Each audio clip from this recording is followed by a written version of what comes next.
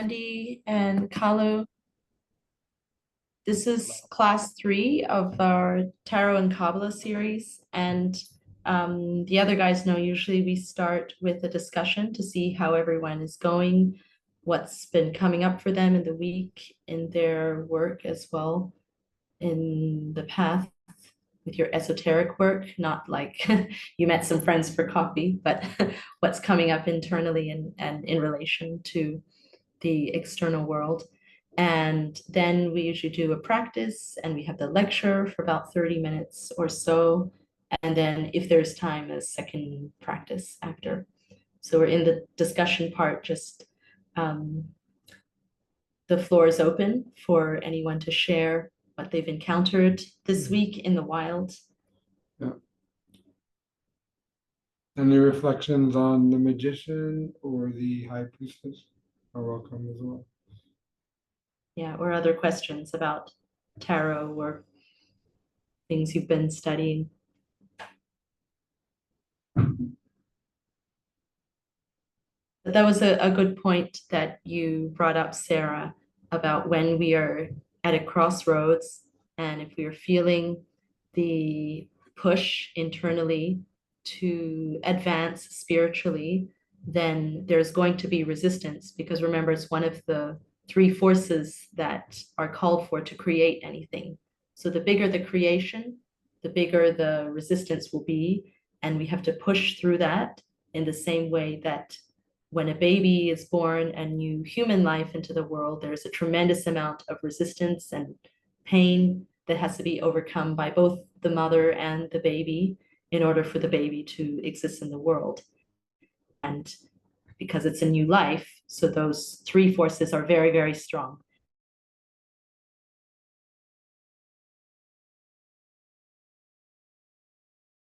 And create internally at a higher octave. So all of those pains, the growing pains and the discomforts are real. And as we continually advance to create something at a higher and higher level, then we encounter bigger and bigger resistances at certain points. The semitones in the octave. That's weird.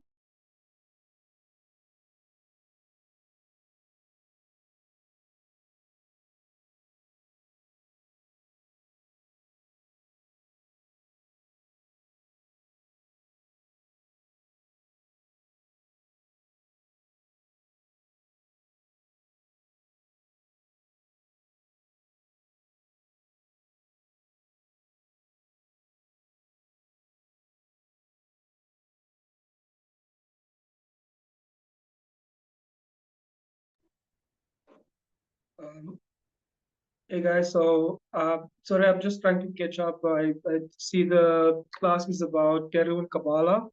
Where are we? What are we discussing about Tarot and Kabbalah? Just so I can follow correctly and know where we are. So I guess this would be like our third class on tarot. So the first class was like how to throw the tarot and read.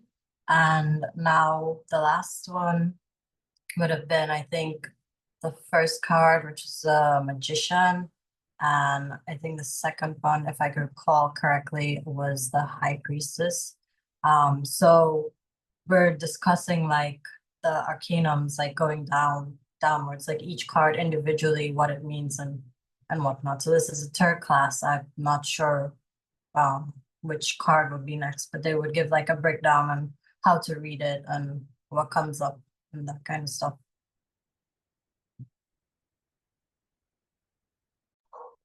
Awesome, thank you. Yeah, you're welcome.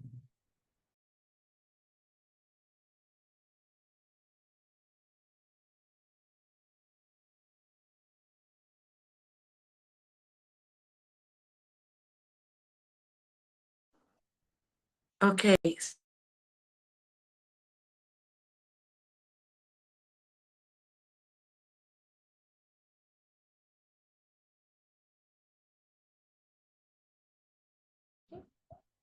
Yeah. All right. Sorry about that. Recording in progress. Come in. Your sound, You. right? All right. Test. Okay. Why is it echoing? I have mute on here, Try now. but now we won't be able to hear that. Wait, let me put the sound on.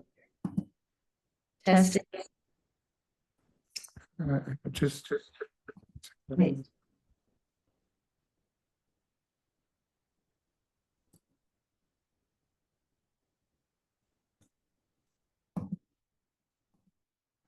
Good. All right. Can you hear us? Yeah, we All can. right. There you go. Okay. Yeah, the internet here seems to be a little bit shonky. Just dropped for a second. What were we just talking about? Yeah, we were talking about the semitone in the octave. So we know that it exists.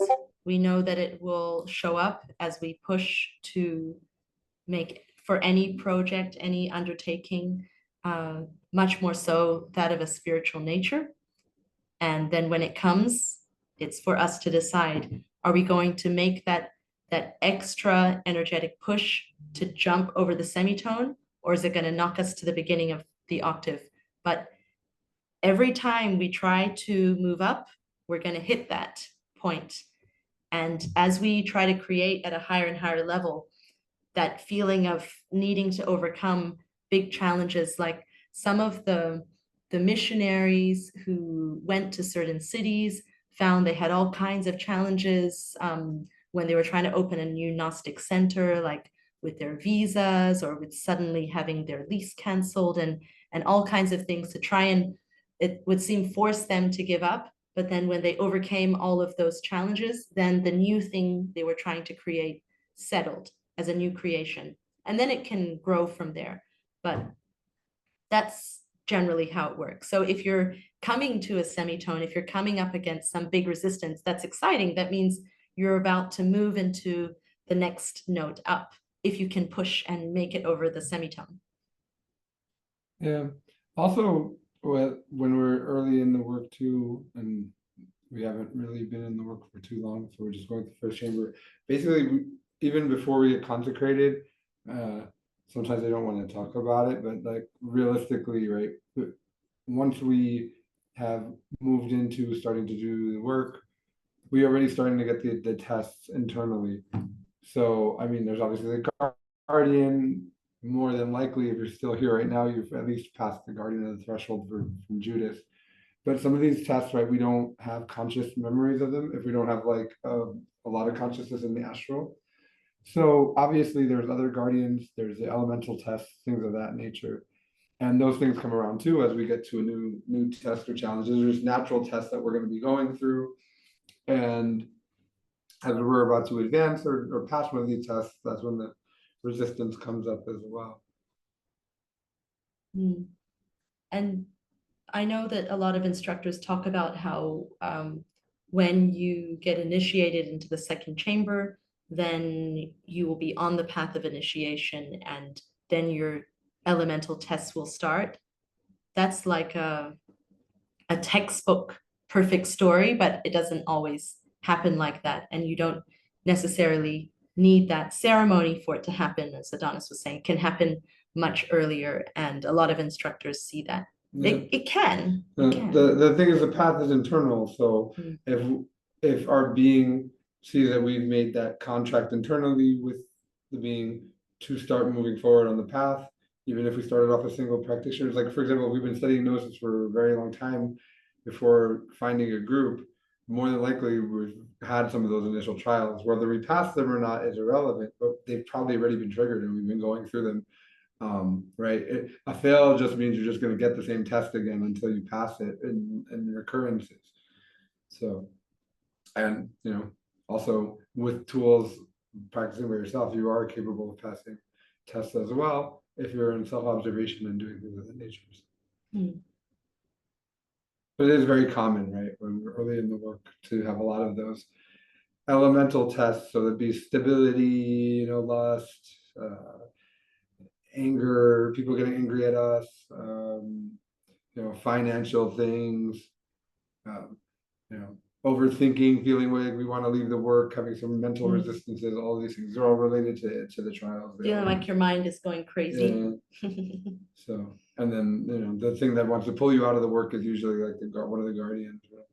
And usually it'll be related to the guardian of the mind, because as I said, we usually have to, if we're in the work, that means we probably passed at least the emotional guardian of desire, if we're sticking with gnosis, regardless if we remember it or not. So if we're, say, having a guardian test that's coming up and we can fail it, it's usually related to the mind early in the work. So if we're having overthinking, thoughts of doubt, it could be related to air or related to pilot. Mm. But it was also a good point you brought up about preparing for second chamber and to go through the initiation ceremony, because we know that the list that we have of people for the US that are waiting for us, it's a long list. There's quite a few people. And so when we get back, we're going to do the work to set up the space to make it suitable. And then the New York group will be first. And then after that, we hope to bring others who want to come through and take that next step. So stay tuned. It's coming.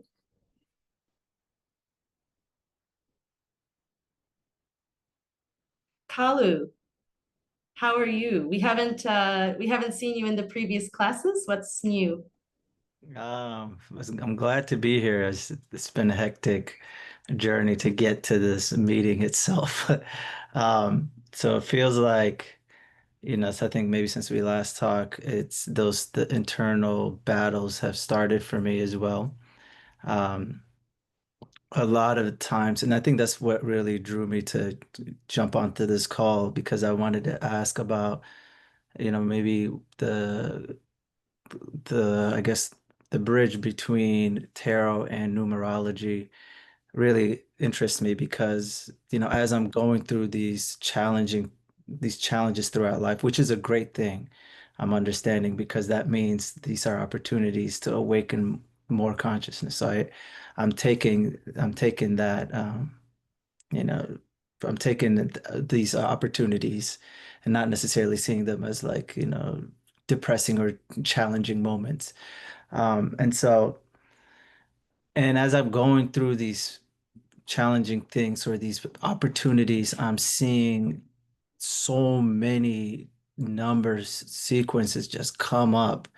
It's almost like ridiculous at this point. I don't know how else to say. It's like so much guidance, I would say, and I'm not quite sure how to interpret it besides just saying that, it's my being telling me this is your opportunity to awaken, or to be present with what's happening right now, and don't run from it, and see what the lesson is. And so that's how I'm taking it, but I'm not 100% certain if there's more to it than just that, because it's not just the same numbers, it's different numbers, it's sequential numbers, it's numbers in, not so much in dreams, but I have seen them in dreams as well. And so and I thought maybe this class could help shine light on some of that. Well, yeah, for sure. The purpose of these series, and we started with actually the Tree of Life before we did Tarot Kabbalah, is that basically the way the being communicates with us internally, the way Source communicates with us, really, we could even say, because from the Arcanum come from beyond the being, it comes from the unity, which is why the answers can vary based on context so much. We talked about that a little bit in the first lesson, how Master Michael says symbolically there's 7 answers, really based on context, probably even more than that. But that there's, for each sephira on the tree that's in the matrix, which is the 7, starting from the atmic body down, these symbols comes down from the unity, and can be viewed differently from different perspectives based on all these viewpoints that we have internally. And that's what the arcanum are. That we're spoken to with symbols because it's something that comes from even beyond that, right? And there's no way for us to understand it because we can't actually see it. There's a example of the if we were on a two-dimensional person and we had a cup hovering above us, that's 3D. The only thing we would see in the second dimension is the shadow, like a circle, right? And that's kind of what the arcanum are. So it's something else that comes down, and we intuit them as these rules and these principles that we apply. And depending on where we get them, whether say it's from the cards in a physical sense or it's in a dream, they could have different meanings depending on the context of the situation. It could have different meanings. And basically the whole universe is math, and all of these numbers have significance and values. And that's what we're trying to go through. We're trying to understand how to apply this practically, because I mean, there's plenty of great lectures, for example, from Glorian that go very, very deep into the intellectual aspect of it, and this is all very interesting. Even Master Samael's book as well really goes into symbology, and we'll touch on it a little bit, obviously, but the main focus is how can we sort of understand and read our dreams, because this is how divinity speaks to us, right? It's the numbers, it's the symbols, and how that relates to what's going on, say, in a dream, or relates to our question if we're throwing the cards. And we have to interpret that through intuition, because it's intuitive, right? Yeah. So we're obviously just getting started with this. We did the first 2 cards last week, whereas a magician and high priestess. The first 3 really are related to the Holy Trinity, so they're very abstract in that sense. Practically, they are definite yeses. Like, so if you're asking a practical question from the cards, like should I start a business or something like that, which they're a type of cards that would be good, but we are trying to look at it in a more we'll give some practical things as well, but we're trying to look at it more of a way to try to help us understand our dreams and our astral experiences. So hopefully we could be some help with that. Okay. Yeah. Thank you. But it's cool that you're seeing those numbers. Like we've been traveling, and the last few days, 2 hotels that we stayed at, we were put in room 107 in different hotels, one after the other. And we're just booking them online at random, like last minute deals. So even in things like that, you can see messages like what are the odds of being put in the same room? And you can see, okay, so there's a message about patience and so on. You can see lots of different clues. I know Randy shared in a previous meeting in the study group as well, that as long as our eyes are open, there's always some message coming through. And the thing you said about, is there more? There's always more, because there's so many levels to the meaning of the symbol. So we see to the extent that we can see, and what can be seen goes on forever. So of course, we just keep working with it and keep expanding. It's a lot of fun. Awesome. Thank you. Sounds like I'm in the right place. So glad to be here. Good to have you Say here. hello to Randy as well. Who's finally joined us on Bridge. Hi, Randy. You might be off for a bit. Okay. Yeah. Did anyone else have any other questions or comments before the practice?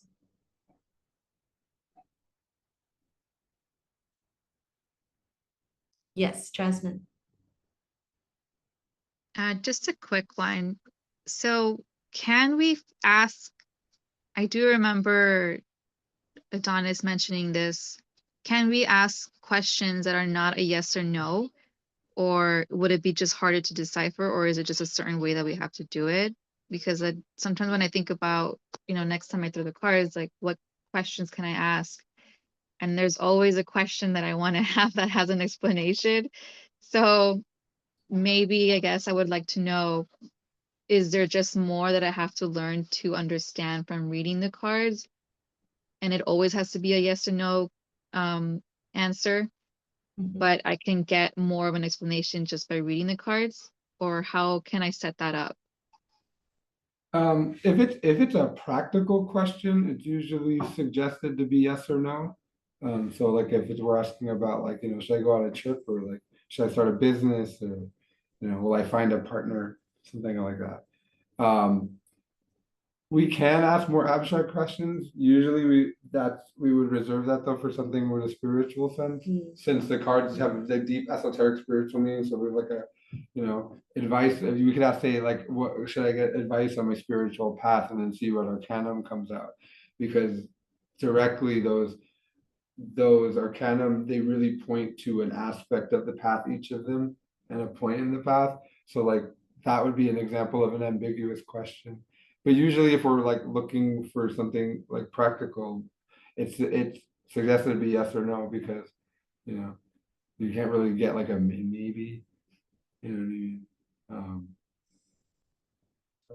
But yeah. But it's all those abstract questions can have a more open answer, like, how about my relationship with my son, right? And you could be told something to do with that, something that divinity wants to tell you. But then it would be in the spiritual answer. yes. So like if you said like, oh, how about my son? And you say, you get like 5, and they'll say like, oh, it's karmic or something, or there's a karmic bit. Like the answer that come back will be like ambiguously spiritual and internal. But yeah, I mean that abstract questions will give you a more will have a more internal focus. But if like I said, for a practical question, if you're trying to get a definitive answer, it usually should be yes or no. So in a sense, you have to know and understand all the symbology that every card has for you to get that answer for that abstract question. Is that what you're saying? It would certainly help. But we can understand to our own level, right? Like there's multiple layers to these, to what these cards mean, right? For example, we can understand what a card means spiritually at the level of like the astral plane or the mental plane, get like a general thing. But the cards have that top layer on them that have the symbols that relate closer to like the unity consciousness and the Trinity, with the sigils that Saw doesn't even tell us what they mean, with the magic sigils and things of that nature. So there's layers that go beyond that, really we can only understand by awakening consciousness to a point where we can really connect to these arcanum at a very, very superior level. So there's always more layers to these things. I think if we understand the basic symbology of them, we can get a spiritual answer on them, like in the sense of like what cards related to karma, what cards related to samsara, what's related to like working on the ego, you don't need to have like that much deeper. I mean, it obviously helps, and the more deeper our understanding and the higher level of being, then the more deep we can understand answer. But that's true for anything in the work, right? How we work on our egos early, and then once we get a higher level of understanding, then the egos that we uncover and the conditioning that we see, we improve in our ability to do that. So, but yeah, I would say we need at least the basic understanding of what each one is. Like what it's tied to Kabbalistically and things like that. Like, so for example, like today we're doing the Emperor is card 4, and that's related to Hesed and like our individual being.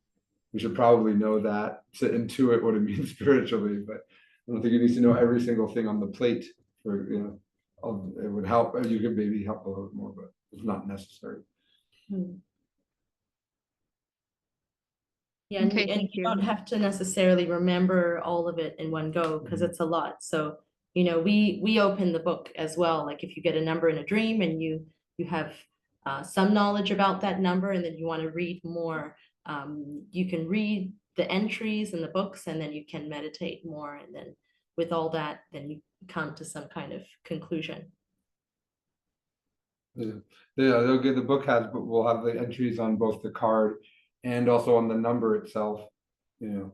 So what we're trying to do here is not just repeat everything that's in the book. Like there are in-depth lectures like that from Gloria. They go really in depth, and then they expand even on the Hebrew and the Arabic and all that.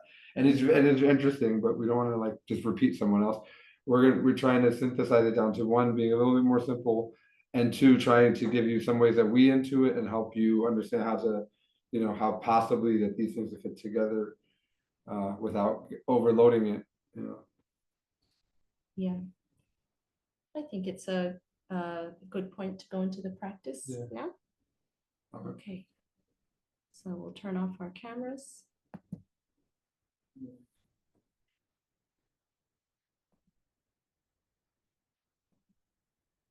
Give me a sec to change the audio settings. It's not letting me change it. No, I'm trying to change it, but it's not. It's like staying like that.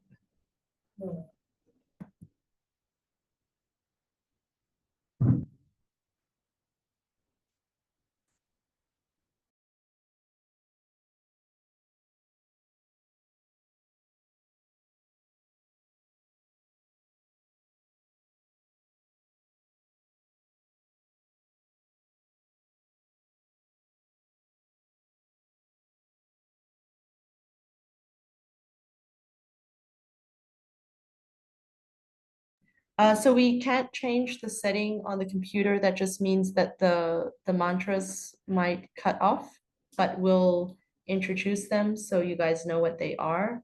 And then you can just say them on your own. Okay.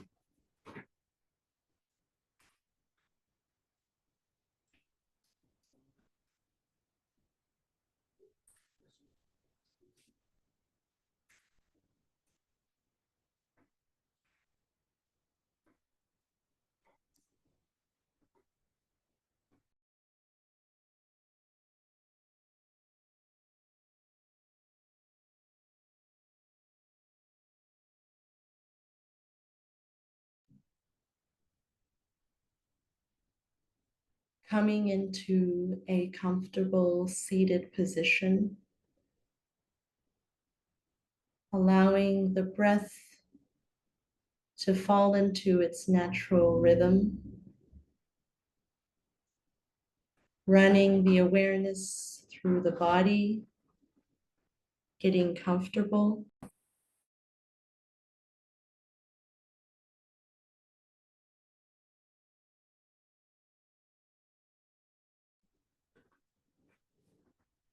Sensing the shoulders.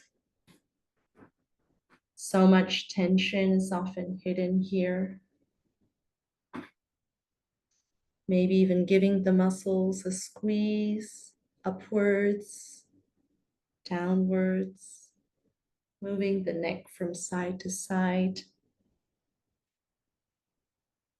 Letting go of any stiffness, any tightness in this area.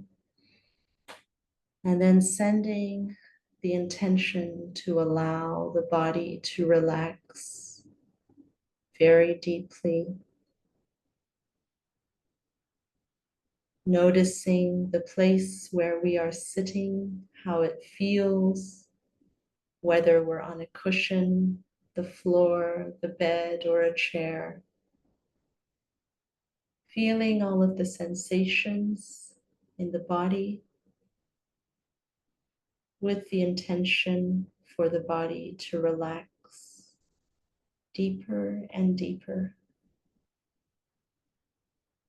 Noticing the breath as it goes in and out of the nostrils.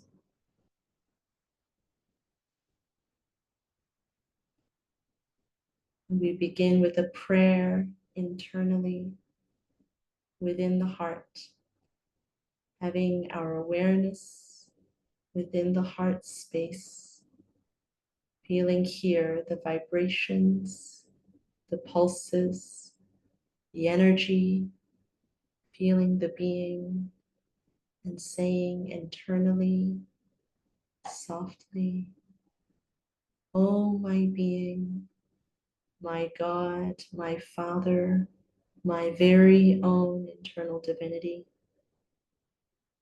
My attention is directed towards you, you, you, that flawless, perfect aspect within my heart. that flaming fire that sees all, that knows all, that is aware, that is present, that is the I am, that has the power to help me succeed in this spiritual work, that of extracting wisdom from darkness, extracting light from pain and difficulty. Give me the fortitude, give me the strength, the divine will internally to face the challenges that lie ahead, to overcome those gaps, that resistance of every semitone, to be a cooperative essence, to let go of all that I need to let go of, my attachments, my opinions, my wanting to be right, wanting others to listen to me, what I think, chasing goals, pursuing objectives, desires, fears. All these things I am ready to let go of because they do not constitute that which I truly am. And I am prepared to work. I am prepared to cooperate. So give me the divine will, the divine conscience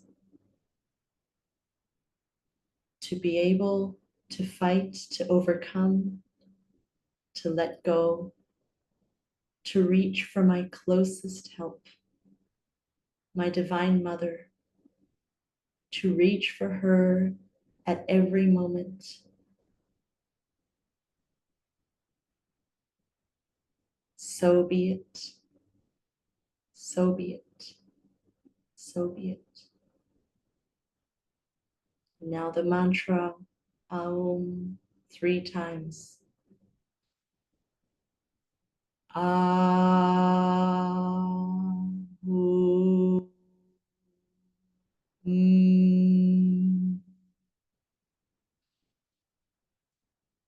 Aum.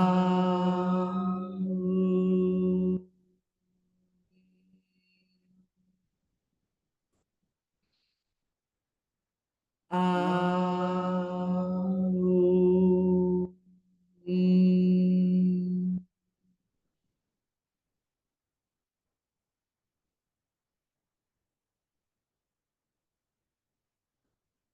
Imagining the energy from the base of the spine rising to the crown of the head. Take one deep inhale slowly.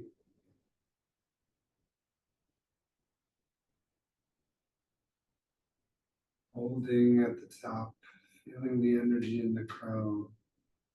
Slowly releasing it down to the heart. Nice, long exhale. Connecting to this energy, this is our Divine Mother, Devi Kundalini. Our Venus, Urania, our own personal piece of the cosmic sexual energy that permeates through all living things and all that is manifested and all that ever will be created.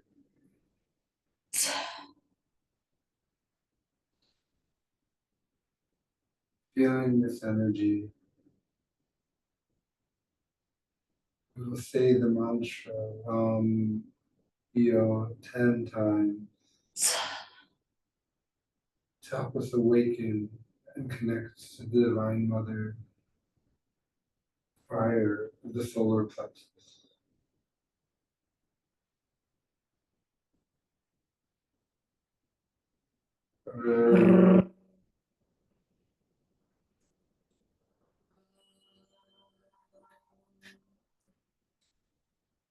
E O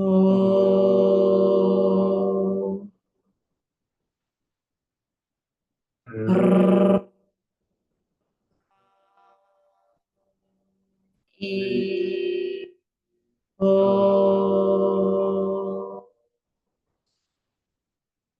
R E O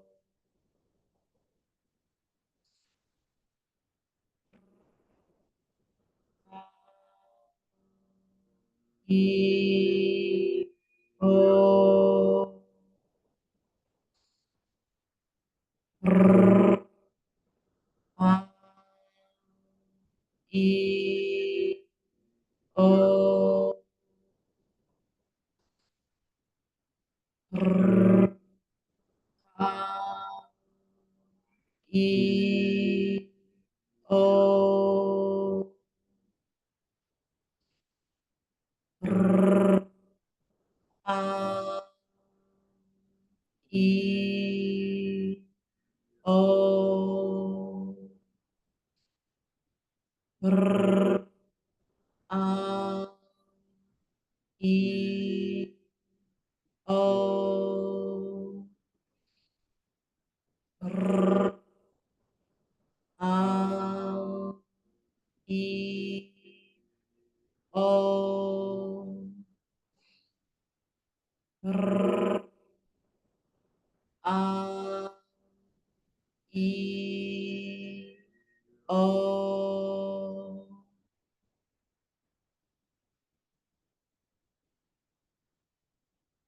Feeling this energy in the heart center. Pray to the Divine Mother and say, "Oh, Divine Mother, Ma Mio." We express gratitude to you, the female aspect of ourselves, our nurturer, our protector, the sacred fire that helps us burn and dissolve our psychological aggregates, that provides and creates the reality from which we can extract wisdom. Our true benevolent feminine force that births us and allows us to birth that which is spirit, that which is beyond this reality, bringing us back to the unity in the absolute.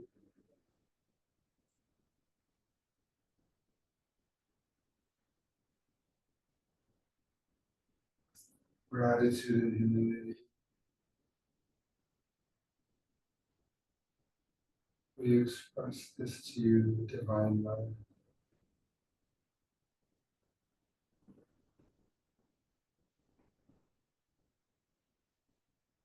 The mantra Iao 3 times.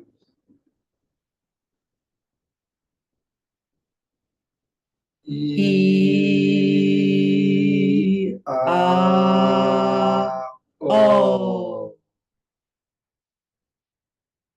E A O E A O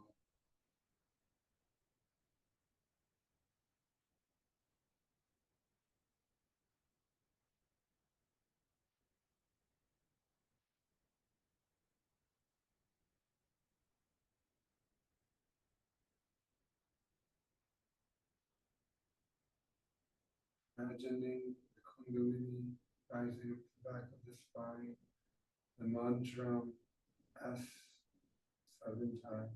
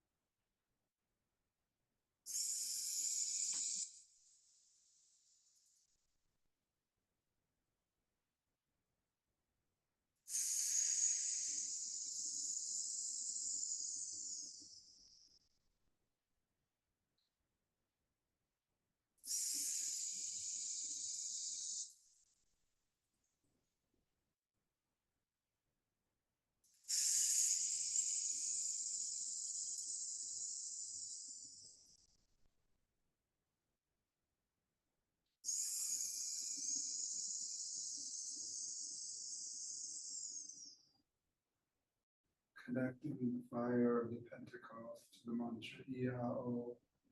We say the mantras Dis, Das, Dos 3 times.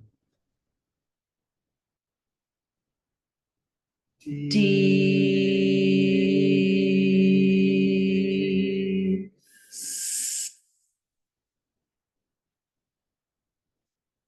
Da.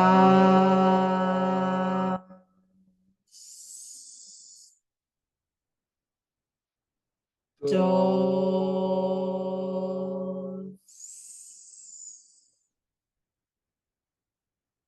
Dis.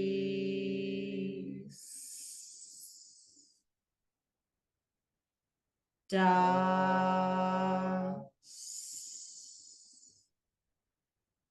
Dos.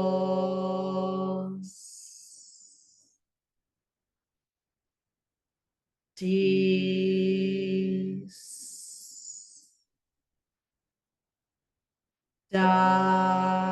Das. Dos.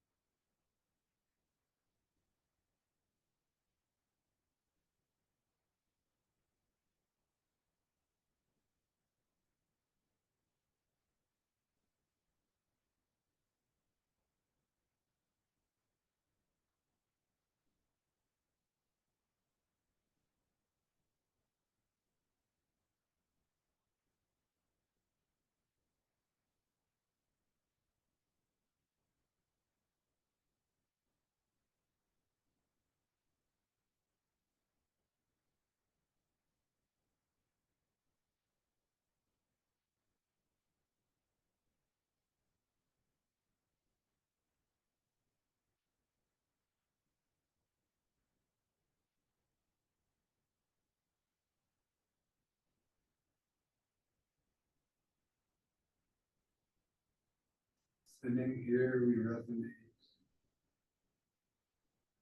We feel the energy circulating through the spinal column, permeating our vehicle.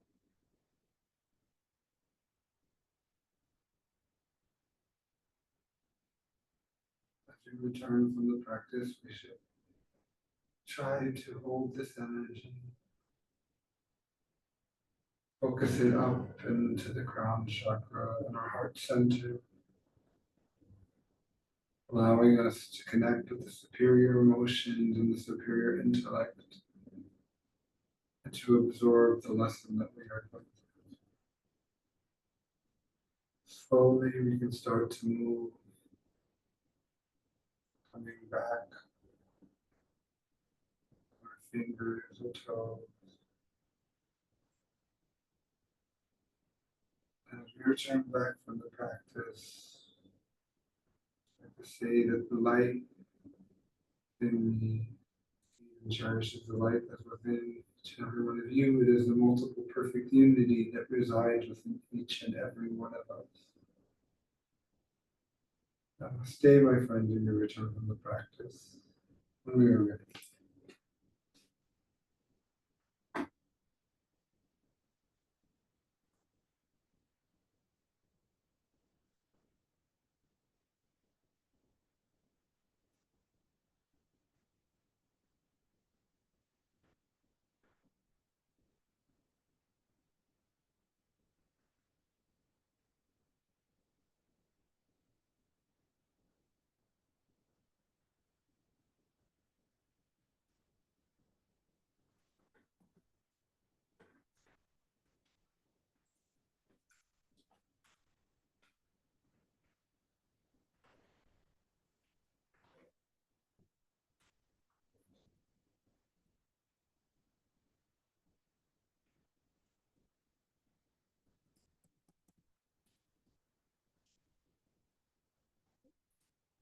Mhm. Okay, so I'm going to bring up the slide. Moment. Can everyone see the screen share? Not yet. There you go. Might be a bit of a lag. Okay, great. And just checking as well, how was the sound? Because we couldn't, the settings were broken. We tried to break up the mantras so it would come through the noise suppression. Hopefully you guys could hear some of it. Yeah. Okay, perfect. All right. So we're starting with card number 3. You guys can see this here on the screen. And we've extracted a quote from the chapter Tarot and Kabbalah. This is the Divine Mother here. So he references that. Samuel Amphior says, the celestial mother in the material realm signifies material production, but in the spiritual realm, she signifies spiritual production. If this arcanum is analyzed more profoundly, a very interesting aspect is discovered. The number 1 is the father who is in secret, or the monad.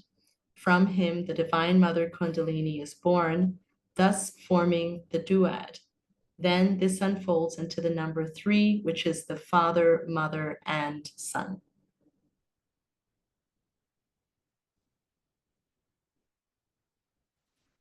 All right, so we're going to, I don't know if you want to go through the symbols. Or you want to introduce the card? Well, you're- Yeah, yeah. Do you want to introduce the card first, or shall we jump into the symbols? Yeah, okay, so we'll go through the symbols then. So to start with, we can see here that the card is the Empress, and above her head, she has the 12 stars. So these 12 stars, the number 12 we see a lot. It's a symbol of the 12 signs of the zodiac. In the Bible, there's also the 12 doors of the holy city as well. And some teachers also say that this is a reference to 7 spiritual senses, the 7 chakras, and the 5 physical senses. So when we have all of our abilities unlocked, then we're able to have perception of much more than the average person who is asleep. And what that means is that as we work on the ego and we kill the ego, then we're able to awaken and open up these abilities. On top of the Empress's head, we see a cup, and it has a risen serpent. So the cup represents receptivity, the ability to receive messages from the divine, being able to hear from source. And of course, the serpent is the same as on the pharaoh's heads as well. It's a symbol of mastery. So we see that this woman here is a master. And again, we have 2 symbols with the hands. We see the left hand is reaching up towards a bird or a dove, and in the right hand, there is a staff. So the staff we see a lot in symbology and is often called the staff of power, showing that this master has authority. And of course, it's a reference to the spine as well, showing that we have to work with the sexual energy and we have to raise the Kundalini up every vertebrae in order to complete the awakening process. On top of the staff, there is a little sphere that it's been said is a symbol of the earth. And this is a reference to how, in order for us to achieve mastery, we need to work in Malkuth, we need to work in the physical body, and we need to have triumph over it. We need to overcome all of the challenges of being in the physical body and everything that the ego and the body wants to do. And when we overcome all of this, then we become one with the divine, and we actually have power. We have power to create with our verb, power to act in a righteous manner, and we're in control, we're in the driver's seat. And then the bird is a symbol of the Holy Spirit. Some say it's a dove and others say it's a bird. But if you see a bird in a dream, then you should be able to tell what it means by the color and the nature, the feelings associated with the bird. Like if it's a white bird or a dove, then it's pure. If it's black or if it's like a vulture, then there's something ominous. But this is a sign of connection with the Holy Spirit. Then we also see the clothing, the garments of the Empress, they're white. And this symbolizes that she is Christified. So in her thoughts, in her deeds, in everything she does, she's completely pure, she is perfect. And that's what it means to be a master. We don't lose control, we don't allow the ego to act through the body. Remember, a master doesn't mean that we have we're completely realized or we're a completely self-realized being, but we've reached a certain level of being in charge of the elements. And in the next card, we're going to talk about the elements as well. But in our thoughts and our words and our deeds, we've come to a certain level of purity. And then we see that the Empress here is seated on a chiseled stone. So this is an indication that there's work in the alchemy. And in working with the alchemy, the instructions are very simple to not lose the energy. But of course, we know that there's a lot more to it than that, because if we simply don't orgasm or don't spill the energy, we can also become a demon if we don't dissolve the aggregates. The egos, all of those patterns inside of us gain more and more energy and they become more intense. So a very important part of the work in the journey to mastery is that we do chisel this stone. When we work in the alchemy, we have to be dying to ourselves, our desires, our attachments, and working on the ego. And then lastly, we see that the moon is under the Empress's feet.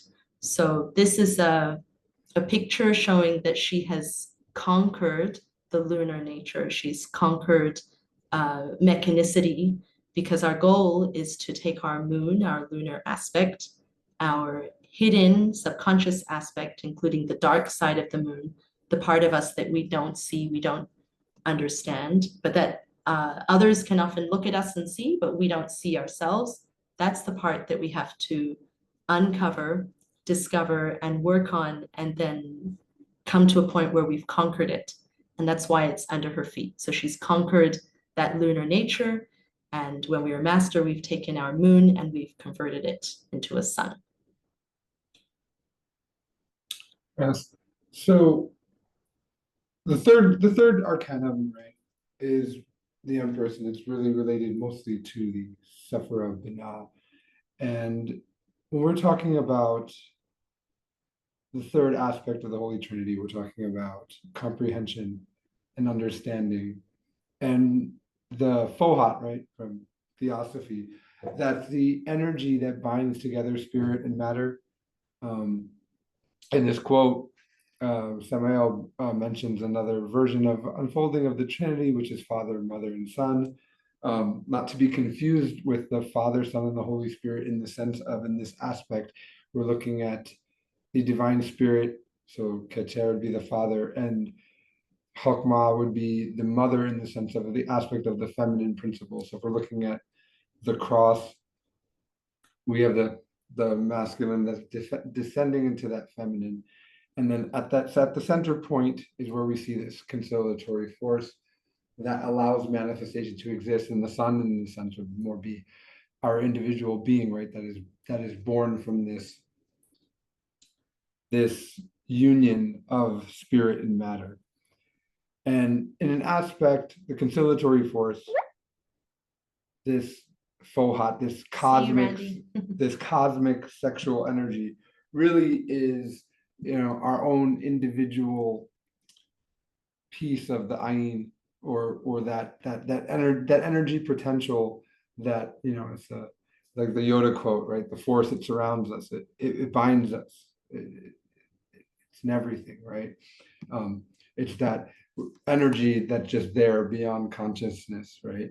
That creates consciousness, so that it can experience things. So that's the life force. That's what literally everything that around us is made out of. And it really is, it is the entire work. When we think of this energy, right, whether it is in its lower aspect that's within us and the sexual energy, or on a cosmic scale, it is existence. It's everything that is manifested, everything that is not unmanifested. And the whole point of the work and the whole point of awakening, and to connect back to unity and to go back to connect through this, is through the ability of understanding, comprehension, and having the balance to see multidimensionally and to see perspectives from all different angles. So in that sense, the number 3 is very important. Numerologically, right? Everything that is manifested has a trinity, because everything is consciousness and made of this energy, and there's everything composed of a positive and negative in it, neutral element, right? So whether there's the trinity of Father, Son, Holy Spirit, Father, Mother, Son, Father, Mother, Fohat, right? Whether it's the sensual mind, the intermediate mind, the inner mind. The Kabbalah tree itself has 3 trinities in itself. When we look at the Hebrew letters that related to that, I think Saul mentions a little bit on this with the trinity. For this card specifically, in Tarot and Kabbalah and Alchemy Kabbalah, we talk about, I believe, Aleph, which is related to the top trinity, which is related to the element of air. Shin is related to the middle, which is fire, and then Mem is related to water. And there's also related to that, they give three souls, I think, from the Zohar: Nefesh, Ruach, and Neshama, which are basically the Zohar words for those 3 minds that we have to deal with. We look at the Lakshmi circles that we have, right? We have the outer circle, the middle circle, the inner circle, and that's the sensual mind, the animal soul, that's what they call it in the Zohar. And then we have the intermediate mind, the mind of that usually leads us into dogmas and getting attached to things in that sense. And then we have, the inner mind, which is the actual message that comes from source. So to connect to that inner mind, to connect to that awakening, we need to harness the power of the 3rd arcana, which is true comprehension, which is understanding, and true balance in the sexual energy on all levels, right? So that's basically what's related to. In a practical aspect, just like the first 2 cards, if we get this in an answer while throwing the cards, it's usually a resounding yes. But in an intuitive sense, and when we get these symbols internally, I think with this card, there's a flavor to it, right? So if we get a 3 rather than a 2, because 2 is also the Divine Mother in that sense, right? So with this, because it's related to the energy, because it's related to understanding, we need to understand the difference between, say, having the Divine Mother with the number 3 in a dream, rather than the Divine Mother with the number 2. The High Priestess, the 2nd arcanum, is related more to the cosmic womb, the Maya illusion, Mother Nature, and in that aspect, whereas the Empress is more related to working with the fire and the sexual energy and understanding in that aspect. So while both can be an internal symbol of the Divine Mother, the context of that is very different, right? Arcanum 2 can point to us needing to lift the veil, per se. I believe the High Priestess in the card has the veil down, right? So she doesn't see. She's also facing to the left still, which is pointing to the illusion in the Maya. While in this card, right, the female master is facing to the right, just like the magician. She's awakened, she sees, she doesn't have a veil. So while it's, we get a symbol internally that's the Divine Mother, there's different aspects of the Divine Mother. I believe there's 5. So that needs to be an aspect that we think of when the numbers, this is where the numbers will help us understand what the symbology of what the mother is. You know, 3 is much more related to working with, you know, Divine Mother Death, or working in the alchemy, working with the fire, right? Whether that's to kill the ego, and like I said, it's context, but it could be to kill the ego. It could mean we need to transmute more. You know, it could be, and you know, a scolding that we're not chaste enough, something along those lines with the number 3. Whereas 2 is more related to, like I said, Maya and illusion. So it's a subtle difference. So like if you have a dream and you see the number 2, it could be indicating that, like, for example, because it could mean anything, but for example, it could mean that you're still seeing things dualistically. Or if you have number 3 in a dream and you've been praying, help me to advance in my work, what should I work on next? It may be saying you need more ego death, or it may be saying you're not comprehending your egos enough. You think you're comprehending them, but not deeply enough to advance, or to advance more. So that would be an example of what the message is if you get that number. And specifically with the symbol itself, right? Because the number, it's the numerology could be a little bit different in the arcana, but if you're getting, like, for example, an image of the Divine Mother, right? The number, if you get it along with a number, it might help you understand what aspect of the Divine Mother is speaking to. Okay, so next here we have a quote from, we mentioned that Chicago Gnosis has some great lectures, but they're very intellectual, and we're focusing more on the practical here, but they do say some very succinct and on point things. So we pulled a couple quotes from them, and this one is where they talk about comprehension to do with Arcanum 3. So they say we must understand how our mind is in turmoil, storming between thesis and antithesis, positive and negative concepts. Constant thinking is an obstacle to genuine self-knowledge, of spirituality, of gnosis. Genuine experiential knowledge of the higher worlds of divinity is only accessible by the consciousness. When the mind is still and serene, when it is not blowing like a hurricane, the mind tends to be caught between 2 extremes of thinking, accepting or rejecting ideas. The mind in its conflict becomes peaceful as we learn to apply the 3rd force, reconciliation or comprehension. So he's calling us to become quiet and observant, and of course to meditate. And when we go into deep meditation, that's when we're able to apply this force to comprehend and to be able to see all sides rather than just dualistically and jumping back and forth. I know some of you have said, it was in an earlier meeting, someone said, sometimes I'm just working really hard at the spiritual work, and then all of a sudden I fall into laziness and I keep going back and forth. So we have this tendency to flip-flop, and we're never seeing from a centered way. We're either going to one extreme or the other, and we think, okay, if I'm following everything, I just keep accepting, and oh, if I struggle with something, I work on it until I can accept it, and then we're just creating a dogma rather than advancing spiritually. So to advance, we need to be neutral so that we can see things clearly. Yeah, the whole basis of Arcanum 3 and the whole basis of the work really is, well, honestly, not the whole basis of all of the work, but the whole basis of the awakening aspect of the work. So the awakening of the consciousness. We've talked about how there's awakening, there's initiation, and there's death, right?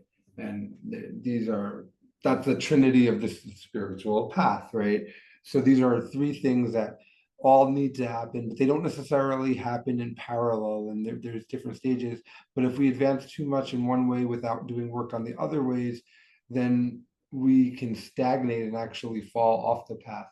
And one of the biggest things, and one of the things we see the least in the Gnostic teachings, it's not that it's not there, but it's the easiest to lose sight of, it's not stressed quite enough, is the comprehension and the awakening, and the ability to see outside of dualistic thinking, to detach from the construct and to detach from the matrix. And that that comes from being able to understand and I mean, I might sound like a broken record with it, but it's the truth. I mean, the steps come with first we must understand ourselves to the point where we could detach from a person, and then we can, at that point, from the detachment, we can then start to extract wisdom from the construct around us as we have that perspective shift that we actually understand the purpose of everything that is around us. And then what we can do is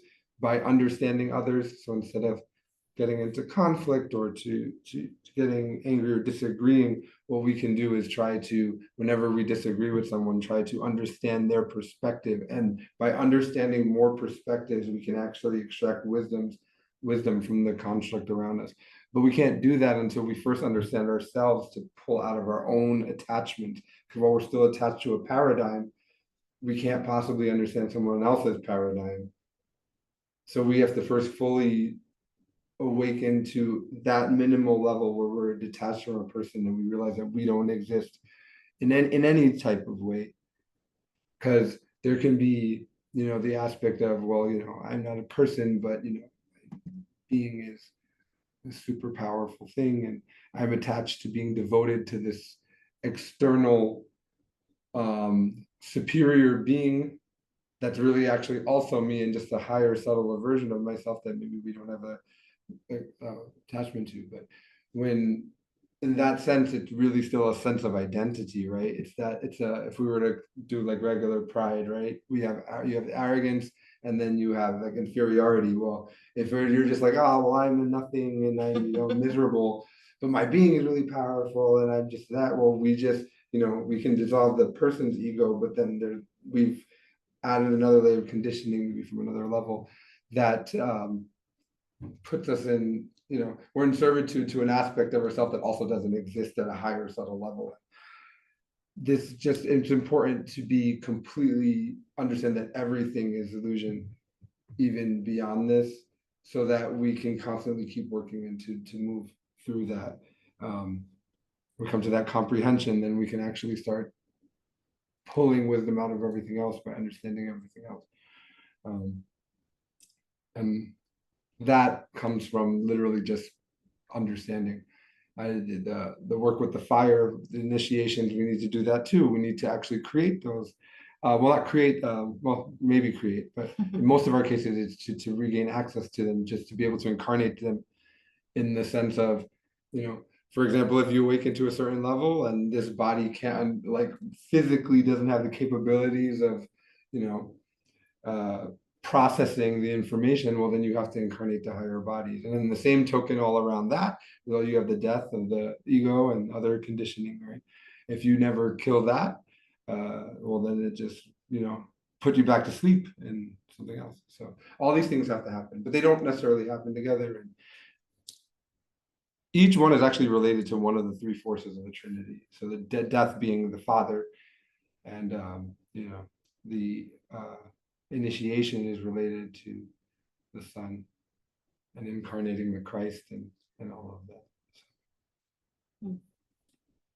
Yes, when you're saying that, I remember the masters were saying that at one point they were on a mission. I don't know which South American country, but they needed to be involved in the building of a temple, and they were helping with the construction. And they said during that time, they were in the middle of, I don't know, somewhere like the jungle, and they didn't have a lot of opportunity to meditate on the ego and dissolve it. And if you can imagine a group of people working together in the hot, sweaty jungle trying to build a temple, then I'm sure a lot of ego came out and there could have been conflicts and disagreements, but not being able to meditate on it. And they were staying in difficult conditions, so they couldn't do the alchemy either as a couple. They were just busy working, trying to build this temple.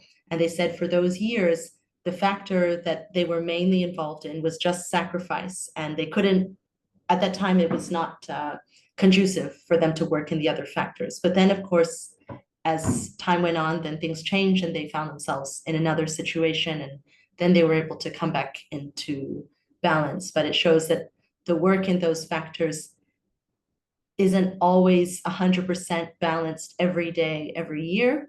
we can go through different periods of our life, but on the whole, we are working to No, that's balance actually a them. good example about how everything is also a trinity as well, because sacrifice is actually the trinity of the aspect of the path that is initiation, which also has a death in it, which shows you how they're also related, because that also has death of the ego in it as well. But there's three aspects to the one aspect that's the aspect of the other three, and that's literally how all of reality works. So everything can be organized into 3 and 7, and then have its own sub layers.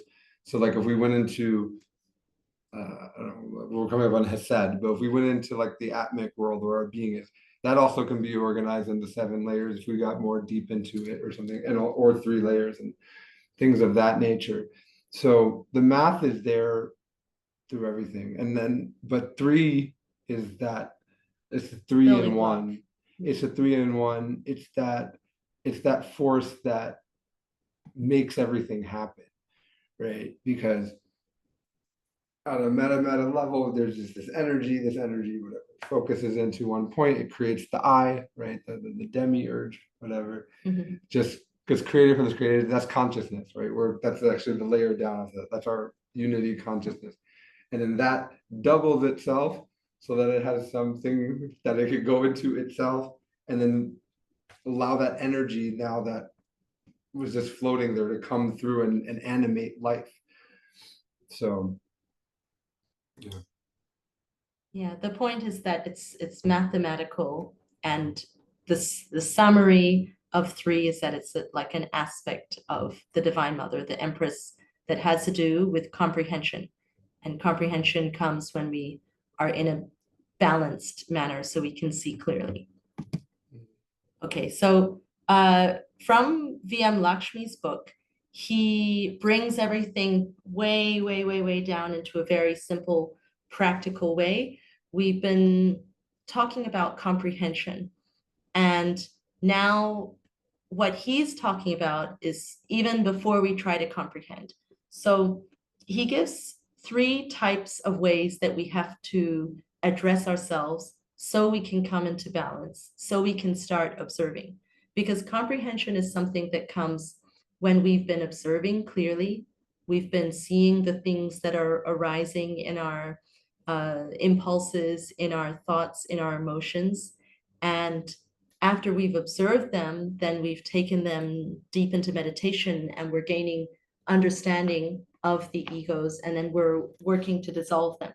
But if we're running around, let's say, losing our cool, or being like a headless chicken, and suddenly, gluttonously crying in front of the sofa and eating ice cream and watching TV, and the next minute texting lots of people and having random conversations.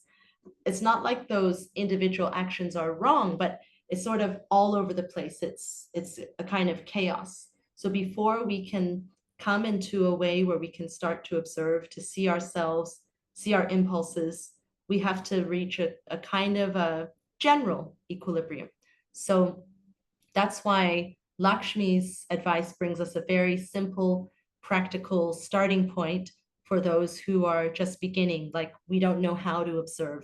We are sort of just following everything that arises we think is us, and we do it. If we think of something, we say it. So he says, first of all, we have to start conserving our energy. The sexual energy is something that we don't just lose it when we orgasm, we lose it when we run around doing all random things, whatever comes up. I feel like doing this, I go do it. I feel like overeating, I do that. I feel like going to meet my friends that want to ask me to go drinking, and I do that. Whatever comes up, I just do it. So we're just throwing the energy at all these random ways that it can be used.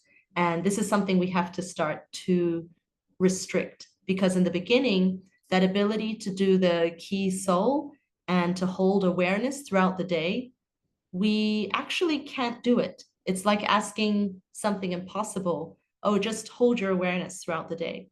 The reason we can't do it is because we don't have enough energy, because it's the consciousness is a product of certain factors, and one of the things we need is this creative energy. But if we're constantly spilling it into all lots of conversations about sort of random topics all day and just whatever comes to our mind, we are saying it, then we're not holding awareness because we're giving the energy, the limited energy we have, to other things. Especially if maybe we are not advanced in the practice of alchemy, we're not conserving too much energy. We need to save as much as we can.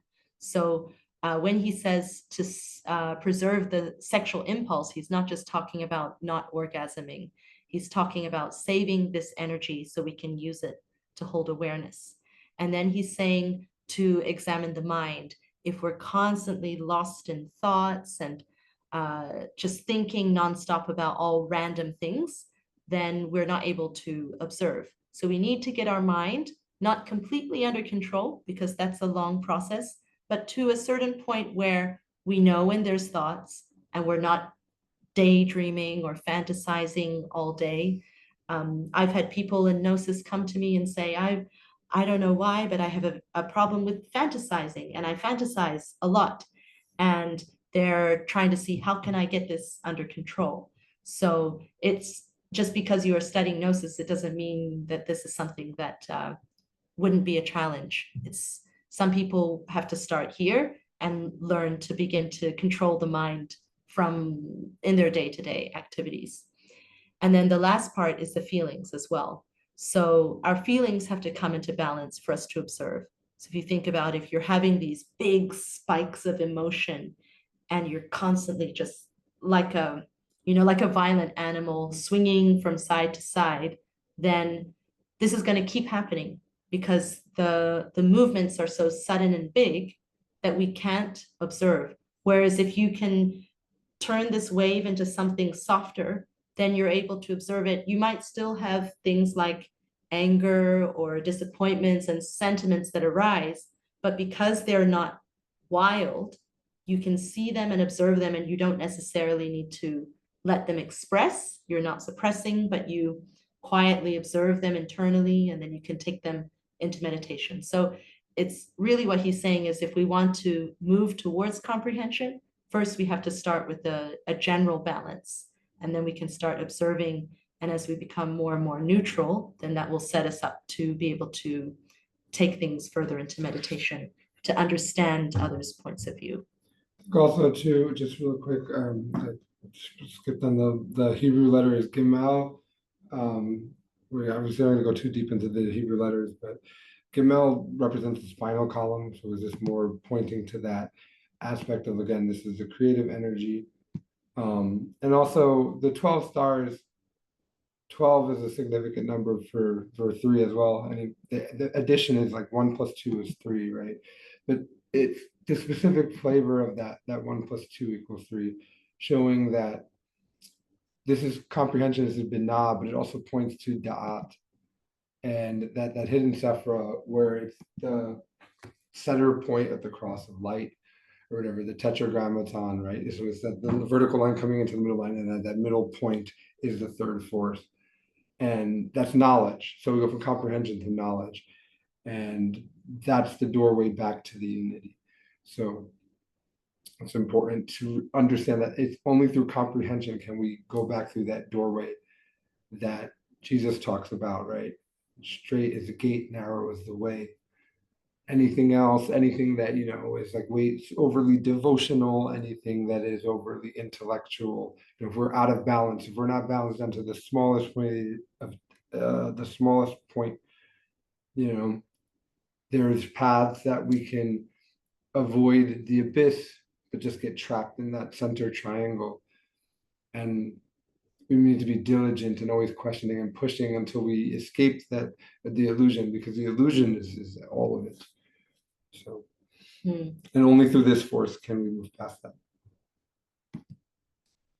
Okay, so here we have a quote from the same section from V.M. Lakshmi for Arcanum 3.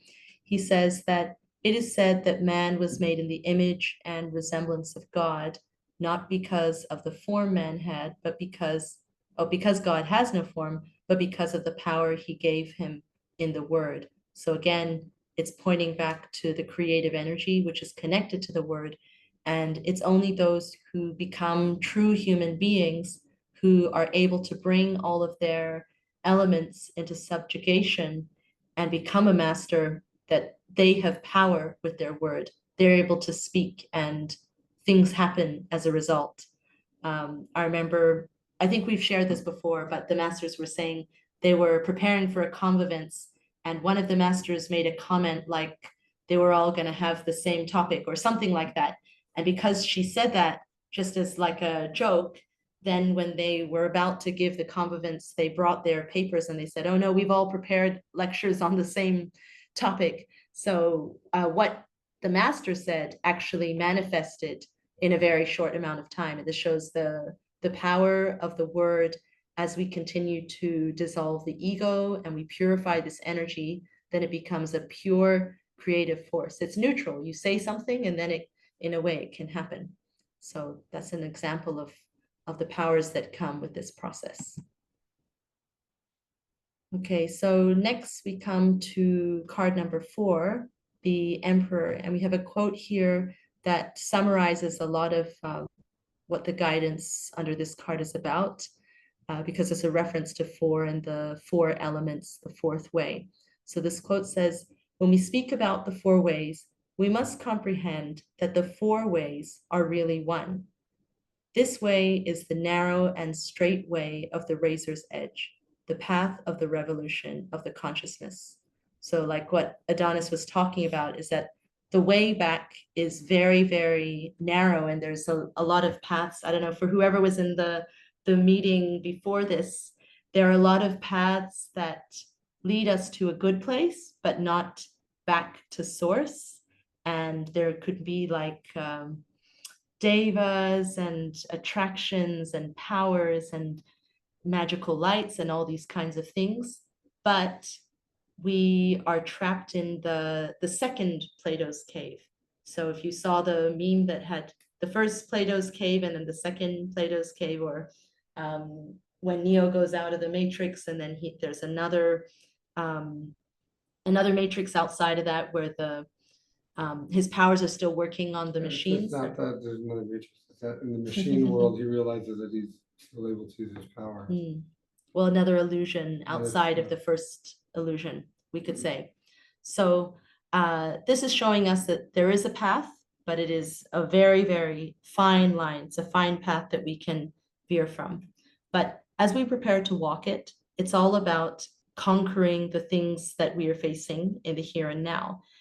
So the symbols on this card are funny because there's a discussion, and maybe you guys can tell me because I can't see it, but it said that this bonnet has 4 points on it. When I look at it, I don't see 4 corners, but apparently there's 4 points on it.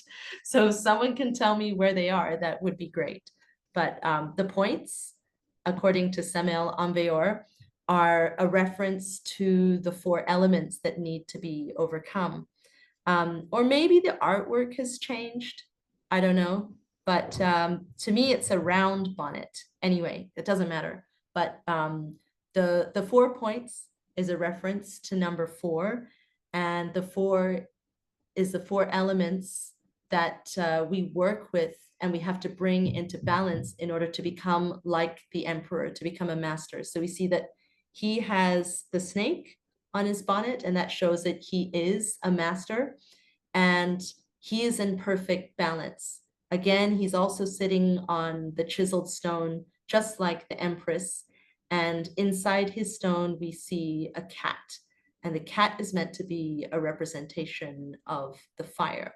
Then at his feet, we see that he has, there's a rod there as well, which actually looks a lot like Gamel.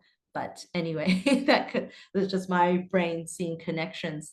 But it's meant to be the spine, and it shows that he's worked in the alchemy and he's conquered all of the trials of the spine, of the vertebrae.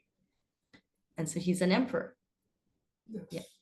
Yes. Now the emperor, first card that we have that's a little bit not as abstract. Well, I guess it's still a little abstract, right? It's our individual being, it's said. So I mean, still something from the superior realm, but something that exists within the construct.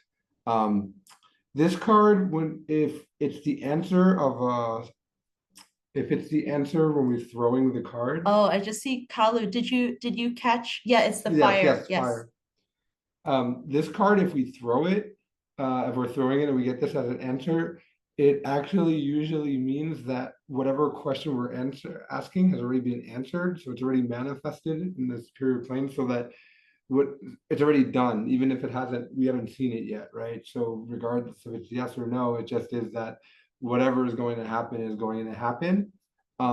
It just Oh, funny thing about that is that the cat is in the box and there's this saying the cat's in the bag, so it's already happened. But anyway, that's just a funny side thing. that's in there you go, intuitive. We can't say that once for a fact, but I think that's a good intuition. But outside of that, that's for a practical reading.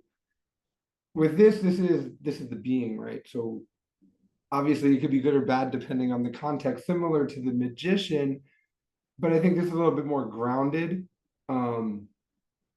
For example, the being likes to give us abundance. It's usually a good sign, but same as we said with the magician, obviously, like, for example, if we see our being in a cage in the dream, right?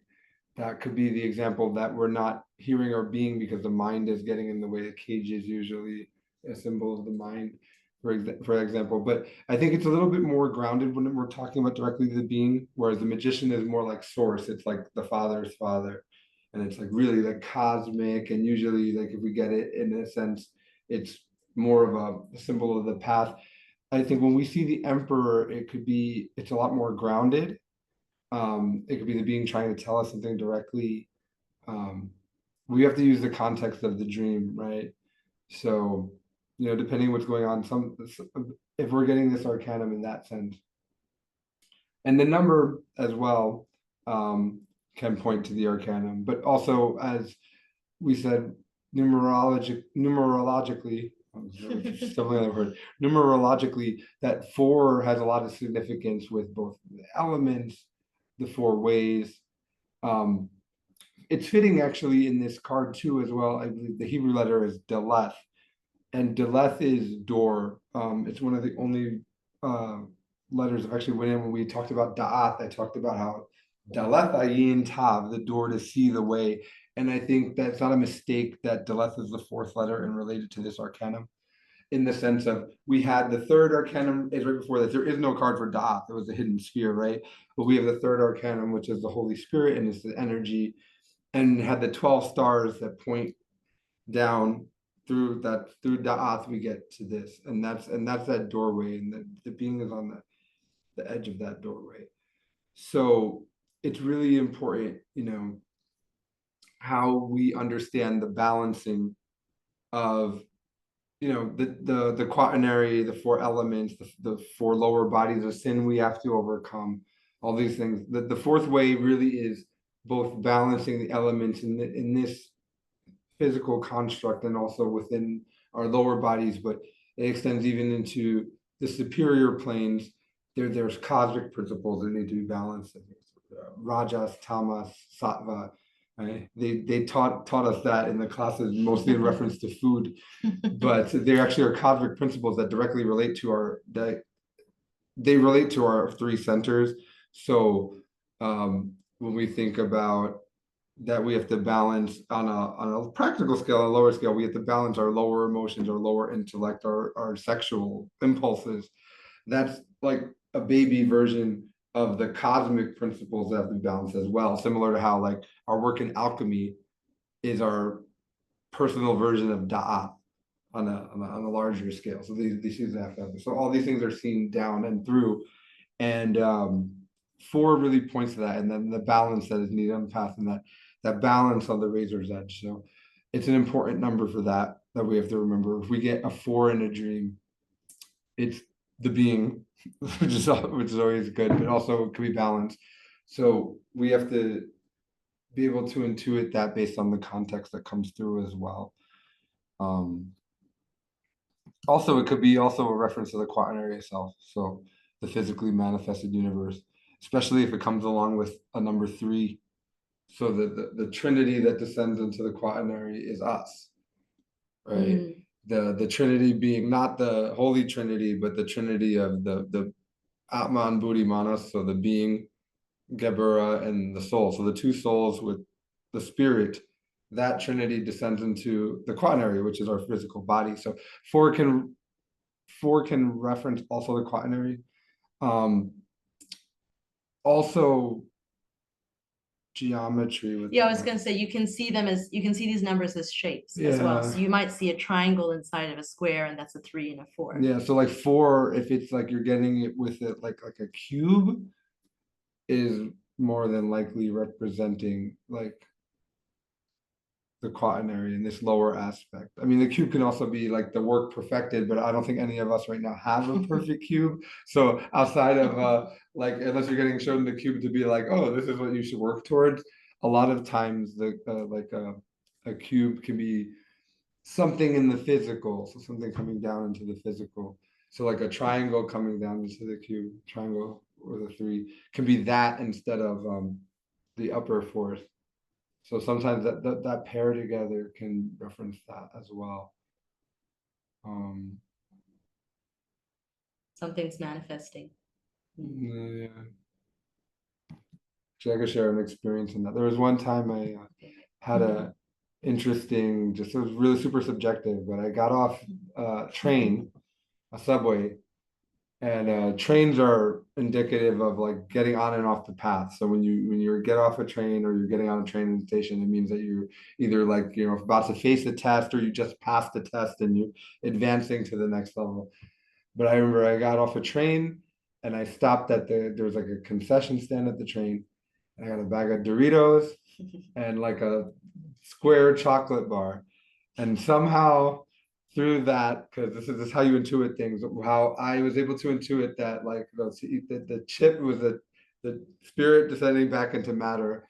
And that basically I had a trial coming up where I would have to indulge in ego, but it was necessary for passing the test, because it was like a choice where you sometimes you get faced with choices where it's you have to engage with something, right? There is no like, oh, You can't get out of this it. is perfect. You can't get out of it. So you have to make the right choice, but there is a right choice to make consciously, which don't have to worry about it too much. But I was able to intuit that from the symbology in that, and so it was the Trinity into the quaternary, and then you'll get back on the path. It was just a break. The train didn't leave the station. It's just you got off, you do this, and then after whatever happened, I was able to figure out. We'll get that in a second. I was able to figure out what it was. I was able to intuit from the symbol what it was.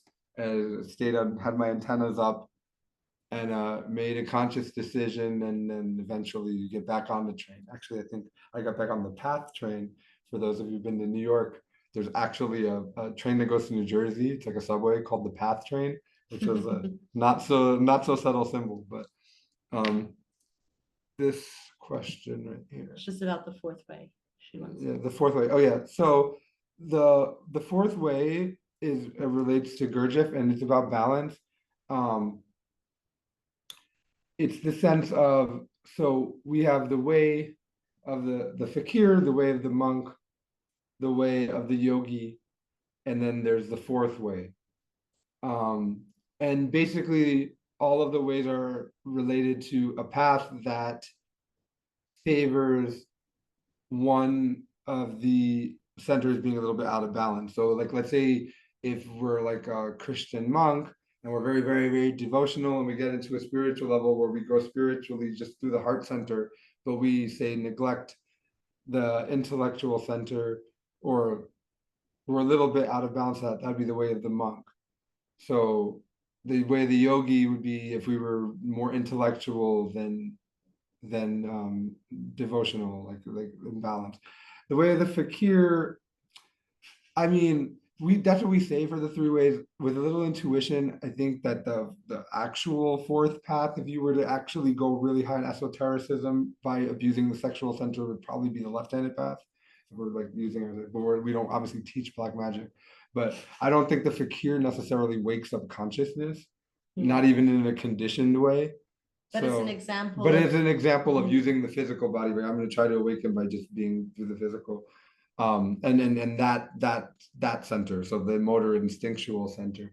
But there are ways to awaken the consciousness, right, through conditioning. We talk about that. Like, it won't take you to unity and it won't take you to consciousness, but you can advance spiritually much further than a regular ignorant person, right?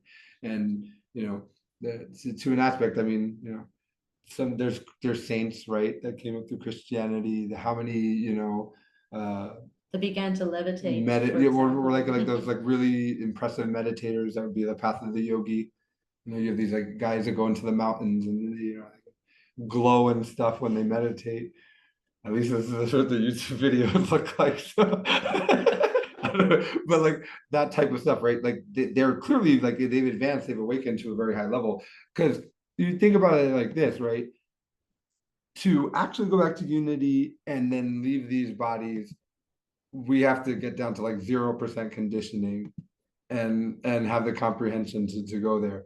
But a master is only a master once they incarnate a few solar bodies, and it's like 50%.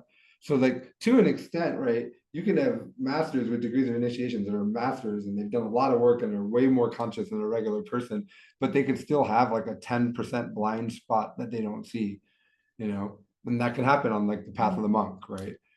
That doesn't mean that they're going to the abyss, but they're also not at the moment in this incarnation going back through Da'at either, which is why, we have the spiral path. We have masters that say reincarnate by choice. You say, why would a master reincarnate by choice? Maybe because he still has like 2% ego left because he's just slightly off or something like that, and he goes down to do a mission. They say it's because he comes down to do a mission, but also that mission helps them get rid of whatever it is that hasn't been.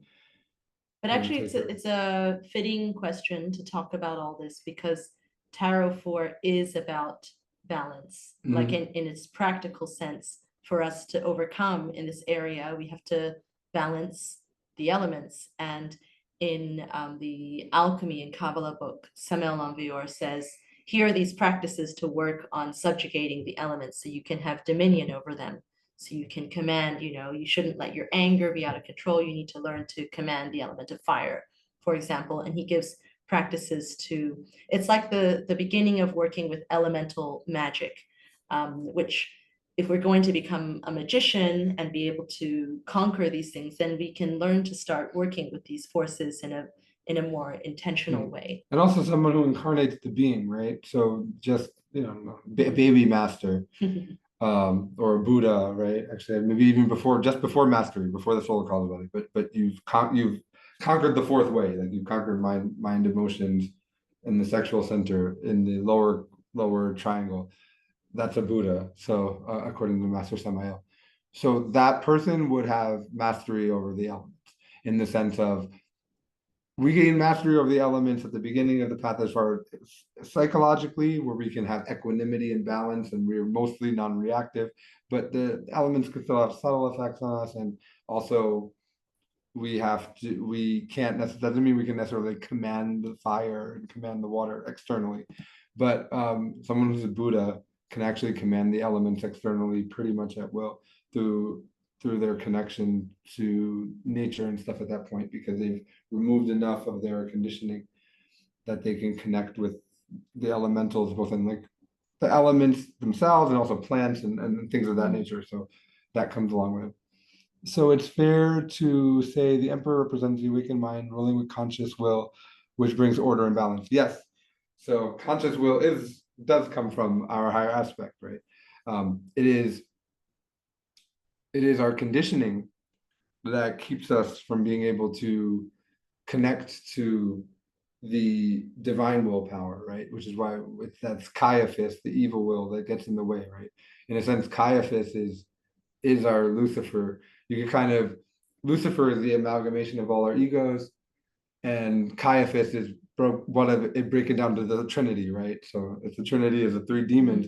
But when we look at those three demons, right, one of them really controls the other two, right? If you didn't have evil will, you'd be disidentified. Like if we went into the three and we just skipped the other two guardians and just disidentified from Caiaphas, the whole thing falls apart, because that's what's keeping us from the causal will and the divine will. It's the evil will that gives us the evil mind and the evil emotions. But you know, there's an aspect of that. I've talked about the reference from the book of Mary Magdalene as well, where they actually organize into 7 guardians. Jesus does in that Gnostic text, and he says even in that he's like, oh, at the 4th test, it's really the last test because the 4th test contains all the other 7. So it's like, you know, we say that's an aspect, but that really is like the Lucifer there, because your false sense of self in a sense. The evil will is the false sense of self. It's what makes you do things for you instead of for you For know the you that others. doesn't exist, instead of for the unity, for source. Yeah, it's I want. Because someone was saying the other day, oh, I discovered my evil will. How could I be angry at someone? How could I have hatred? But the evil will is not just those things that we think are, this is a bad thing. It's all the things that pull us away from the inner truth. So it might even look like a good thing. Yeah. Like, oh, I just need to meditate more and more and spend hours meditating. And actually, my work is very simple. There's one thing I need to see, but I'm doing other Well, things. that's where the evil will is so hard, and it's the biggest trap when we go back to, you know, get to plug mystical pride again. But it loves to hide in that, right? Like when we were just about there and we're starting, we're really dedicated to the work and we've dedicated to everything. And then, you know, we're following a path that's brought us so far and it's working for us. Like obviously we're all here in Gnosis, right? And, you know, we all of a sudden become identified with being a Gnostic rather than actually doing Gnosis and actually doing Gnosis. We turn it into a religion, turn it into a dogma. And that's the evil will. Because the evil will loves that. That's the best. You exposed it and then it's able to twist it and then basically start posing as your being and hiding in that little last 10% where you can still dissolve ego and you awaken the solar bodies and all of that. And that little false sense of self stays alive right there. And then it's like good and golden too, because you don't even go to the abyss, so you're not gonna get rid of it. It's good till the next Mavantara, right? So Clever. yeah, and that's like it's like, oh, this is good. Oh yeah, I'm gonna do all this stuff. I'm gonna do all the work. I'm gonna do it exactly like this, and I'm not because my person is this, and you're not doing bad things anymore. You're not. It's not even that's not what we would consider evil. So that's the sense of it. It's always trying to keep you separated. It's that separation, and then doing the will for that separation, for that separate person that isn't a person. That isn't real. Okay, so now we have Lakshmi's entry here for Tarot 4. So he's talking about what we have to develop, and then in this chapter he talks about how we develop it. So again, like what you're saying, Kalu, we need the will, we need consciousness, we need love. Love is not oh, I'm in love with you. It's not that love. It's not even the love of a mother that comes from natural attachment. It's divine love, which is in unity. It's in complete oneness, complete wholeness, where there's no separation. And it's just naturally perfect and always does the right thing for the unity. Well, what we really think of with love, just to get a little bit more nerdy and meta, but basically, since these are the 3 aspects of that second middle triangle, so the world of 6 laws, and if we think about it as an unfoldment, so you have the 3 laws that create, and in the first unfoldment, they only doubled themselves. And so we can still kind of see which one comes from which, right? The cause and effect. And the will is like the doubling of the Father. Our individual consciousness, Geburah, is like the doubling of the Christ, the Son. And then love is like the doubling of that Fohat, that creative energy that we're made of. And when you really connect to that divine love, it's that just like, it's that energy source that we're all made of. And it's a feeling, it's not an attachment to other things. It's almost like, I'm everyone else is me. So like, of course, like, I have love for everyone because it just is. It's like an isness type of thing. So it's very perfect, and it doesn't even submit to words. And then so Lakshmi says here that a key to developing these 3 things is to honor our father and mother. And of course, he's not talking about the physical father and mother, though obviously that's important too. but it's talking about balance, the conciliatory force. Balance, conciliatory force, and also directly, this is a good reference to the commandment that related to Hesed, right? So I don't know if you guys remember the 10 Commandments class, but the commandment directly related to the Atmic body, to Hesed, is to honor the father and the mother. And that's to work, we're working with the alchemy, and we're working with the sexual energy. We need to always be, in remembrance of the fact of why we're working with it, and not lose ourselves to lust and all of these things. That's how we cultivate chastity. Chastity is directly related to Arcanum 6, but this is in a sense of the remembering the divine mother, the divine father, whether male or female, or in that aspect, and that this is a work of like, Or a devotion? not devotion, that's sacred, a work that's sacred, right? And not just like something for pleasure and all of that. That's critical to not losing ourselves, right? In a sense, like we could say the false sense of self is maybe it's really pride, right? So in that sense, like we have to disidentify from that. But the hardest ego to work with at this level relatively is lust. Lust doesn't maybe exist beyond this plane, and pride does. As long as there's separation, there's an aspect of pride. But the thing is that while we're attached in this thing, it's that lust, is that desire which only really exists in here that keeps us there. And yes, it's a result of having a false sense of self, but it is the first and immediate threat, because if we can't even get past desires and aversions, how can we even see that there's a false sense of self? So being in remembrance of the father and mother is to always cultivate seeing past our desires. And I mean, we're saying this in the sexual way because the Arcanum, they do talk sexual way, but really truly it's all desires, right? Lust in a sense is a desire, a craving for anything. And if we remember ourselves, if we self-remember, which is the main practice, right? Self-remember, and we're in the third state of consciousness, then we won't get lost in our cravings and aversions. So I think it's a really apt, this is really apt for that, because the cards aren't necessarily about the commandments, but mind you, the Arcanum are related to those Sephira, those commandments are related to those Sephira. And there's a relationship there between all of them, right? Just like on the next one we could talk about, thou shalt not kill, or like whatever. We went through all of them, So even though it's not exact, they are different rules, but the Arcanum in themselves are laws. The commandments were laws.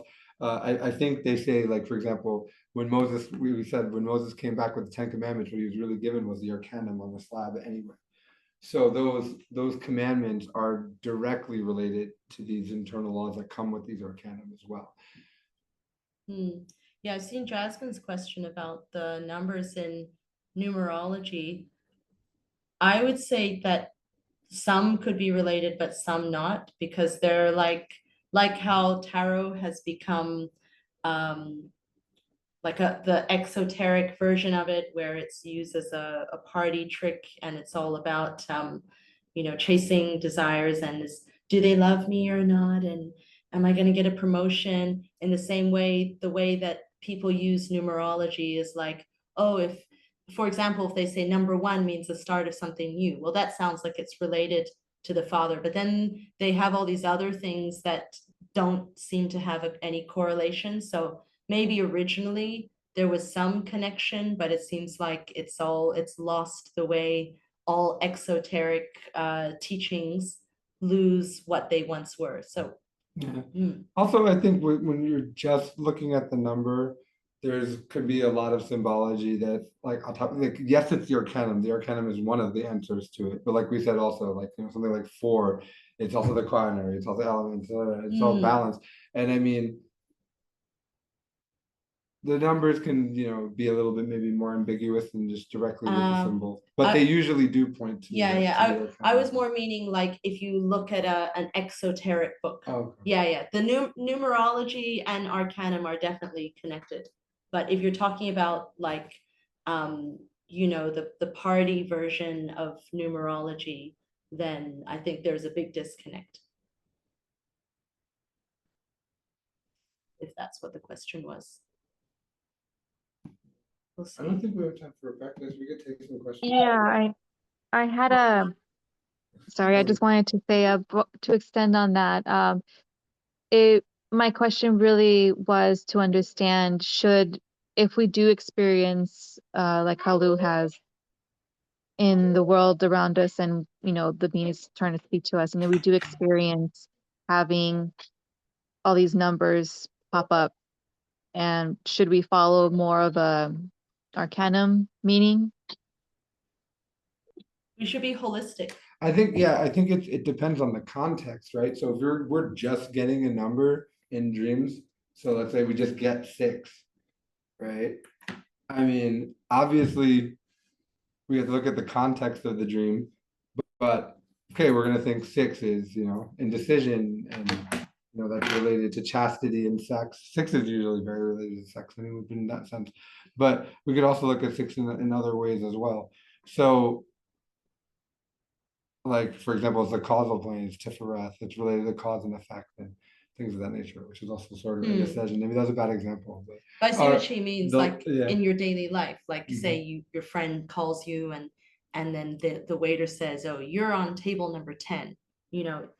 It could be random. Or what if you were asking for a sign, like, please show me, am I stuck, or is this a recurrence? And then all of a sudden the waiter says, go to table 10. Then, oh, that's my answer. Yes, I'm having a recurrence. So you have to, it depends on what you're asking for, how you're communicating with your being. Yeah. Mm. Like our hotel room, like Ruth said, was the same number twice in a row. Actually, today the hotel room number is 30, which is 3. Because we're moving through a story, so it changes. But it's fitting. We're in a room for Arcanum 3, so Mm. yeah, all that stuff is like, I mean, like, look, in a sense, if we were extremely like awakened masters, we could probably see that divinity is talking to us like in every moment through even little things like, a fly landing on your shoulder. So it just depends on how close we're paying attention and how much we can intuit what it is. Most of the time, divinity is screaming at us, and we're just not listening. So as we learn to listen, the better we learn to listen, the more we can extract from everything that is around us, because everything is literally set up for us to learn things from every moment, even the most mundane of things. Or the most uncomfortable moments. There's still a lesson. Mm. Yeah. So we have just 2 more slides, and yeah, we won't have time for practice, but I think we can get through them. So this again is another quote about balance, which both numbers are pointing towards. So this one says, it's enough to look at society to see how people constantly fluctuate between 2 extremes, 2 ends of a pendulum, positive, negative, affirmation, negation, thesis, antithesis, yes, no, good, bad. People don't realize that these dualistic ways of thinking, feeling, and acting produce the hypnosis of the soul, the sleep of our consciousness. People are not aware of the psychological sources of their problems. Humanity simply likes to go with the flow of things. They do not like to comprehend the source of their sufferings, because to do so is to face a certain resistance in the mind, which tells them, it doesn't matter if I think or feel this way, I don't need to change. The world needs to change instead. So we don't have a lot of time to elaborate on that, but hopefully it's self-explanatory. Yeah, I mean, it's similar what we're talking about, and I do think it's fitting and apt for both of the arcanum, right? So we have to balance. How do we balance, like, we have to balance duality, and we have to balance duality in all four layers of reality to move on to the next one, and then in the 4 layers of that reality as well. So there's 4 places where we need to find that balance, and the balance is between the 2 poles always. Yes, and Lakshmi is saying the same thing, that comprehension is most important. But I like what he says here about how we are a sum of values, because it's showing how we're numbers. The human being is a sum of values that enter into activity in our thoughts, in our feelings, and in our deeds. So everything that we feel, think, and do is numerical. When his values become divine, positive, his deeds express them by the comprehension, the love, and the righteousness with which he acts. So because everything is mathematical, when we change the code behind the outputs, then we're going to get different outputs. And that's what we're doing. We're in a way, we're hackers of the universe, but not really, because we're also a part of God. So we're the ones who get to play with it because we are a part of it. We're the co-creators. And this here is just something fun. There's a teaching that Alice in Wonderland has esoteric symbology in it. So on the topic of semitones and balance, we have Alice, who's the consciousness who has to navigate this topsy-turvy world. And in the beginning of the scale, we start with Do, which is the first kind of person that is just, he's the white rabbit. He's a kind of crazy that doesn't know where he is. He doesn't know what time it is. He's just running around like a headless chicken. And that's the ultimate asleep person that's just, oh, gotta go, gotta do this, gotta do that. Never stops to question anything, to sit, to be with the moment, to observe, or to meditate. He's just completely a product of impulse. And then when we move from Do to Re, we come to the one who is like I think was it the Mad Hatter or was it the Queen? What was the next one? The Queen. Yeah, the Queen. That's the person that is just a victim of their emotions. They suddenly have outbursts of anger or tears, and they're just uncontrollable. They can't control fire and water, and they're abusing the emotional center. And then when we come to me, we're now the Mad Hatter. And the Mad Hatter is he's so intellectual, but in a way he's stupid because all of his theories don't hold water, and he's caught round and round in circular reasoning. But with the consciousness, we're able to move to the note Fa. And with the note Fa, we cross over that semitone and we come into balance of the centers. So we bring those centers into balance and we start to become the balanced person of the fourth way that transcends those elements, which is what the 3 and 4 are calling us to do in their own ways. Absolutely. Yeah, so that brings us to, we're exactly at time now. Thank you everyone for joining us in the class. We hope that you were able to catch some of it. Sorry, it was a lot in there. And please review it, check the handout that we'll share later, and send us any questions. Oh, you want to remove that? Hang on. There's yeah, my laptop gets pretty freezy. Whoever typed something, can you say it out loud, because the laptop is a little bit frozen. I was just saying, thanks for the class. It was actually very synchronistic because the balance have been showing up during the week, especially with the sexual alchemy, where I transmute. I actually see so many egos like coming out because like still unconscious, but it's a balance of like how much to do and like be conscious with it. So yeah, thank you guys. You're welcome. You're welcome. Have a great week, guys. Let us know if you have any questions. Otherwise, we'll see you next week. Take care. Thank you. Yeah. Bye. Have a good week. Bye. Love and light. Yes, have a nice